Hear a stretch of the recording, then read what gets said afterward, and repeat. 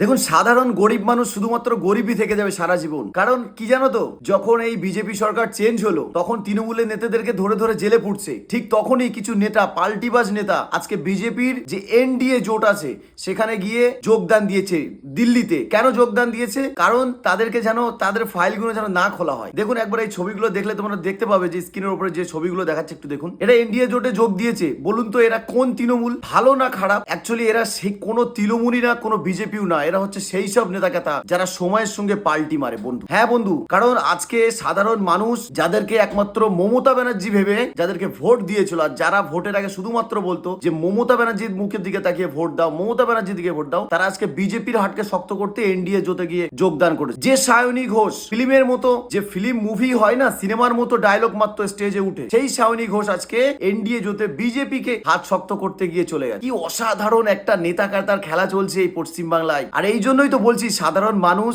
সাধারণই থেকে যাবে, তাদের গরিবর্তা সেই গরিবই থেকে যাবে। একটা কথা মনে রেখে দিও, কারণ এই ধরনের নেতাকেতা তুমি হতেও পারবে না। আর এই ধরনের নেতাকেতা তোমাদের মাথায় আবার কোনো একটা নেতার সাপোর্ট নিয়ে আসবে আর টুপি পরিয়ে চলে। এটা অতি বাস্তব। এতদিন তো শুধুমাত্র মমতার নাম ভাঙিয়ে খাচ্ছে, এবার অন্য একটা দলে চলে যাচ্ছে, সেখানে তার নাম ভাঙিয়ে খাবে বন্ধু। কিন্তু প্রকৃত যারা রাজনীতিবাদ, যারা আজকে তৃণমূলের সাথে আছে, তারা বিজেপির সাথে আছে। আরো একটা ফটো, এই ফটোটা দেখো, দেখবে মানে এত অসাধারণ লাগছে কি বলবো। কারণ এই ফটোটাই একটা খুব সুন্দর করে দেখা যাচ্ছে, যারা আজকে বিজেপিকে ক্ষমতায় আনতে গিয়ে এতদিন ধরে লড়াই করলো, তারা ঠিক এইভাবে পড়ে আছে, আর এই বিজেপির ঘরে ঢুকে যাচ্ছে সুসুর করে এই ধরনের তৃণমূল। কি দারুণ ব্যাপার, তাই না? আজকে আমি বিজেপির অনেক নেতা আছে, তাদেরকে বলবো এইটা কি ঠিক করবে না তাহলে?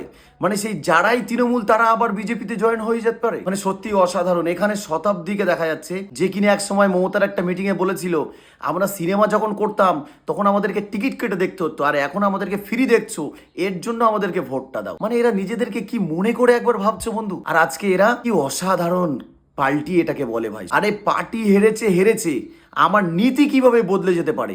কারণ আমি মনে করি রাজনৈতিক দুটো দল মানে তাদের নীতি আদর্শ একে অপরের সাথে মেলে না। তারা হয়তোবা দিন শেষে তারা দেশের জন্য লড়াই করছে, হতে পারে তার নীতি আলাদা, এদের নীতি আলাদা। কারণ সেখানে আমাদের যখন দেশ স্বাধীন হয় তখনও ছিল নীতি আলাদা, আমাদের ভগৎ সিং এর নীতি আলাদা ছিল, আমাদের মহাত্মা গান্ধীর নীতি আলাদা ছিল, কিন্তু সবশেষে তো তারা দেশের জন্য লড়াই করে। যাই হোক, আজকে এই ধরনের নেতাদেরকে সামনে দিন আপনারা চান্স দেবেন না। আমি মনে করি এই ধরনের নেতা শুধু দেশের জন্য, এদেরকে আর দ্বিতীয়বার চান্স দেবেন না। আজকে যে ক্ষমতা মমতা ব্যানার্জির নাম করে এরা নিয়ে রেখেছে, সেই ক্ষমতার জোরে আজকে এরা একটা পার্টিতে যেতে পেরেছে। না হলে পরে এতদিন এরা কোনো নেতা এদেরকে চিনতো না, বা কোনো কেউই চিনতো না। সবই কিছু মমতা ব্যানার্জির দৌলত। তবে যেটা করেছে সেটা হয়েছে, এটার ভুগতন মমতা ব্যানার্জি ভুগছে।